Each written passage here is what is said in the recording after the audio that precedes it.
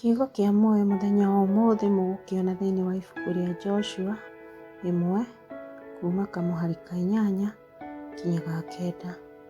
Na reke tũthome.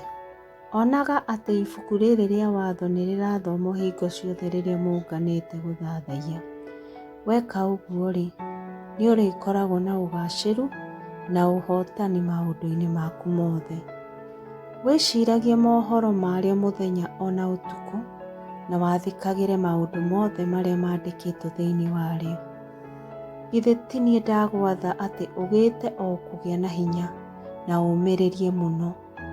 Ndũgetigĩre ona kana ũmake, nĩgũkorwo niĩ Mwathani Ngai waku ndĩ hamwe nawe ona harĩa hothe ũrĩthiaga.